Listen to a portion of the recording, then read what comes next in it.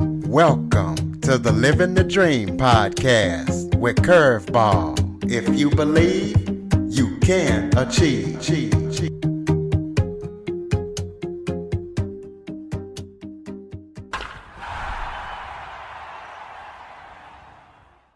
Welcome to the Living the Dream with Curveball podcast, a show where I interview guests that teach, motivate, and inspire. And today we're going to be talking about marriage, as I am joined by Judith Kaluzny. Judith spent 43 years as a lawyer and mediating divorces, and she learned that people don't really understand the financial consequences of marriage, so she decided to write a handbook on marriage. So we're going to be talking to her about that. So if you are planning on getting married or you're married, and this is going to be an episode that you might want to check out. So Judith, thank you so much for joining me today. Well, I'm pleased to be here. Thank you. It's important information people need to know. Absolutely. But before we jump into it, why don't you start off by telling everybody a little bit about yourself? Oh, well, I am an old person. I have 7 children and 8 grandchildren. My mother is an immigrant from Yugoslavia, and she never finished even 7th grade. Yet 3 of my kids have PhDs. So I think that's an amazing story.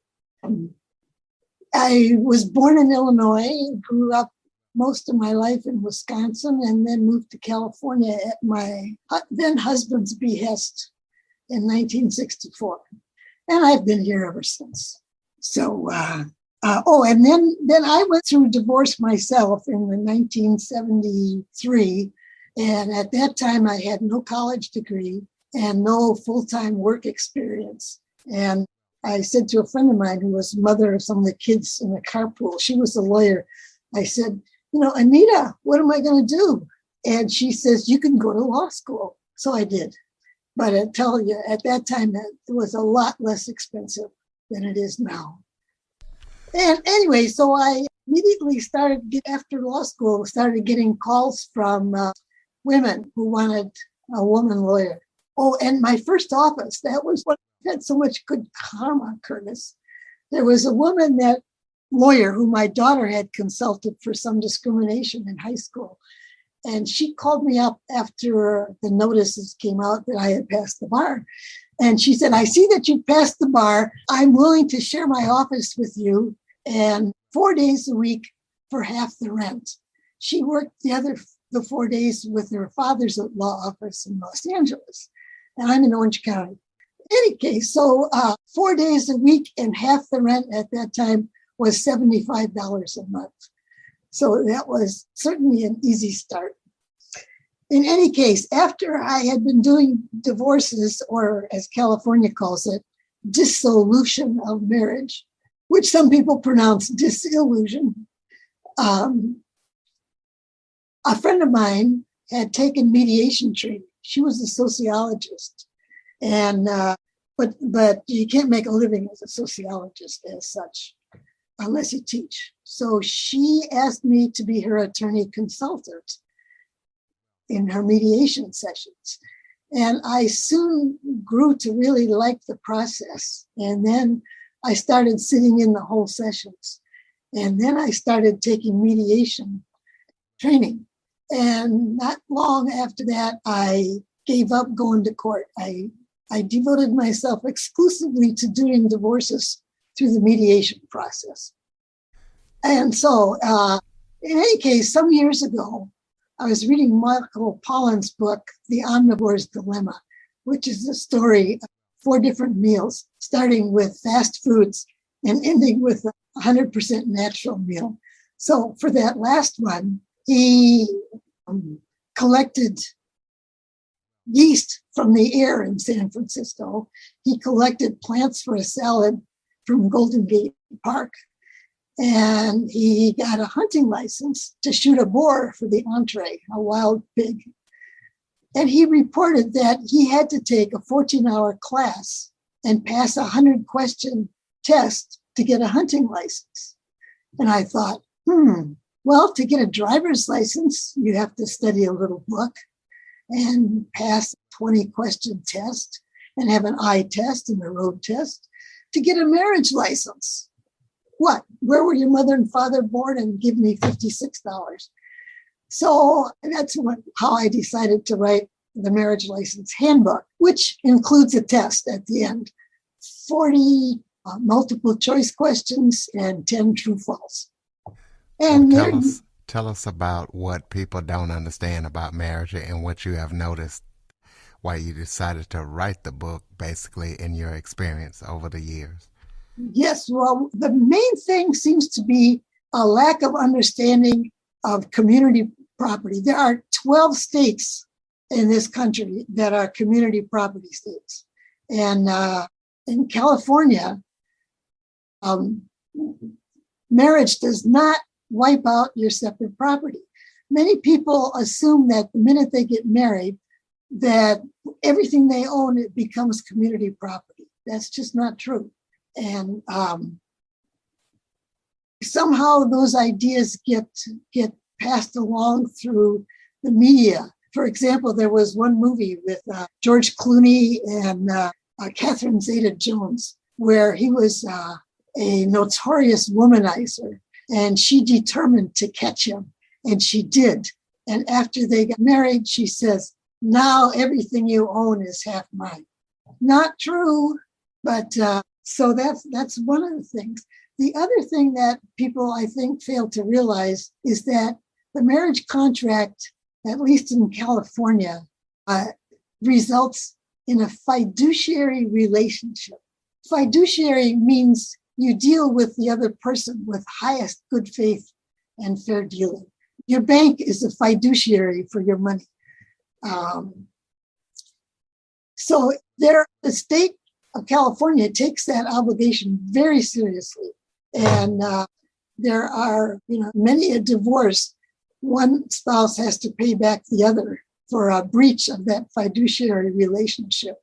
The most notorious case that I knew of was a woman she was going through a divorce, but she used community property money to buy a lottery ticket. And she won the lottery, but she didn't tell husband. And he found out about it. And he took her to court. And as punishment for this breach of fiduciary obligation, the court not only gave husband the proceeds of the winnings, he gave all of it to husband. And that's how severe the punishment can be if you do not pay attention to your obligations. In mediation, I had clients where wife discovered, well, actually their 12-year-old daughter discovered online that Daddy Dearest was having an affair, and it had been going on for 5 years. Well, wife was incensed. She had been pinching pennies and watching her budget and not knowing how much money the husband was making. And she was outraged at the amount he spent on the other woman. Well, in mediation, this man was a high official in a municipal government, and he did not want his dirty laundry dragged through the courts of public. So he readily agreed in mediation. Mediation is totally confidential. Everything said in mediation is confidential. I and no other mediator can be subpoenaed to court to testify to anything. Any case. So husband set about assembling all his records, and he produced 5 years of records for all the money he spent on the other woman. It was a binder about 2 inches thick, and he agreed. The total amounted to $40,000. And he agreed to reimburse the community. He owed the money to the community, which means he owed half to himself and half to wife. So upon the divorce and they sold the house, from his share of the house, he took $20,000 and paid it to wife to satisfy his fiduciary obligation. Well, what if somebody changes their mind about something, during marriage? And can you write your own contract up? Yes, you absolutely can. I've done that too. We call it a post-nup. You do a prenup or a post-nup. And there are, like one occasion was that husband was very uncomfortable with wife's spending habits. He still loved her. She loved him. They didn't want to get a divorce, but he wanted some sense of confidence in having control over the money. So we worked out an agreement where we separated their finances. And then we filed that agreement with the county recorder. If you file something with your county recorder, that is official notice to any creditor. So any creditors were now on notice that any debt that wife incurred was her separate debt. And no person could go after the community property, nor the husband, no creditor could come after the husband's money, nor the community money. That was a prenup. One prenup was interesting, and that was a young couple, a mediated prenup, where a young couple was going to be living with wife's parents. Wife to be was already living with her parents, and she was paying the mortgage as rent. Now they agreed, the husband to be and the wife to be, that he agreed he did not want to get an interest in her parents' property. And if they had not had an agreement, her earnings would have been paid on the mortgage, her earnings were community property without a written agreement.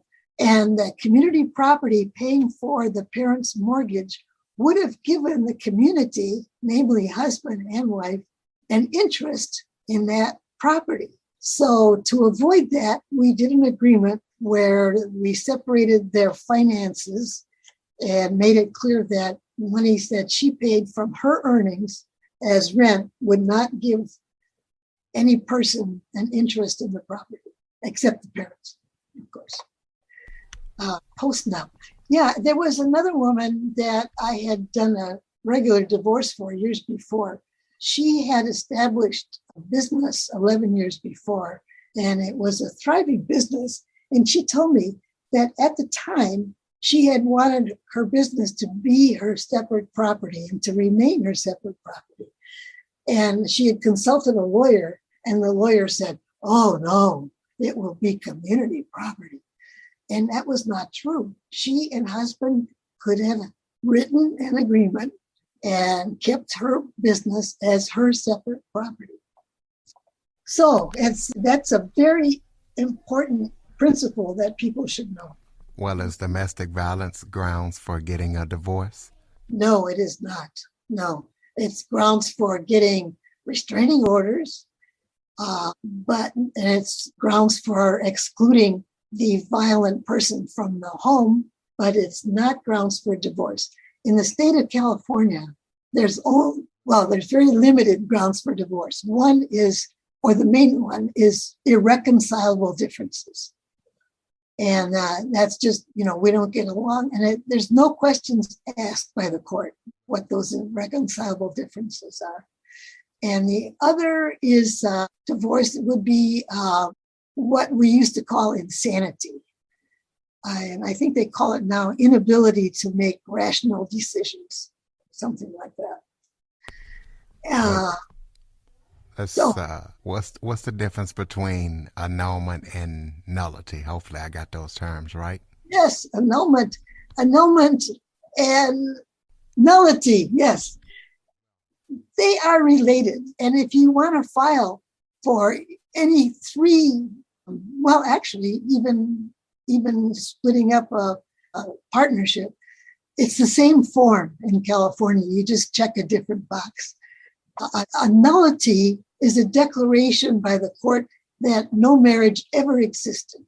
And that's because it was based on incest or coercion or insanity. I mean, one of the parties was not able to give valid consent at all. That's the essence of getting married. It's consent, and it has to be free consent. So if there's no consent, there's no marriage.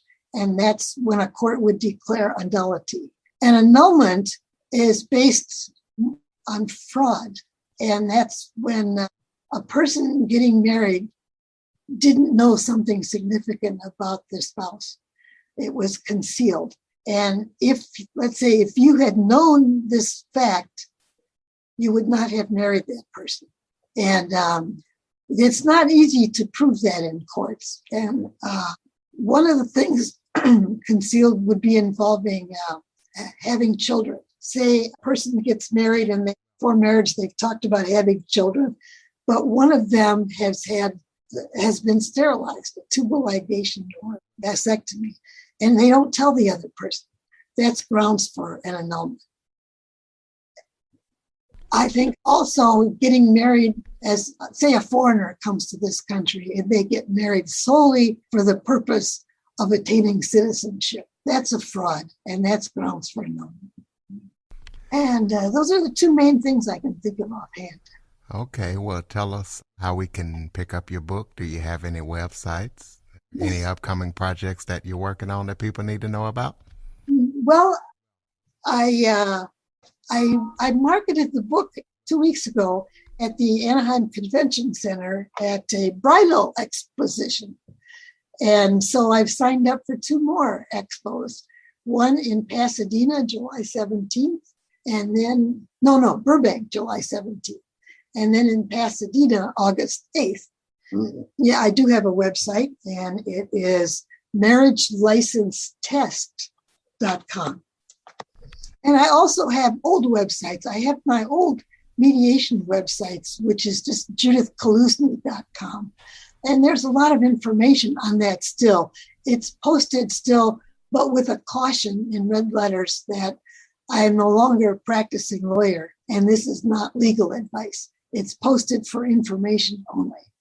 Because, for the 20 years I did mediation, I wrote a lot of articles that can be found on that website. But that's more about divorce. And this one is about getting married. Well, how is mediation different in marriage versus divorce? Well, it's mediation for marriage, for doing, let's say, for doing a premarital agreement, mediation works the same as mediation for getting a divorce. In other words, the couple will sit down with a trained mediator. Now, people should realize that there are no rules or licenses for being a mediator in the state of California. So anybody going to mediation wants to be sure their mediator has had training.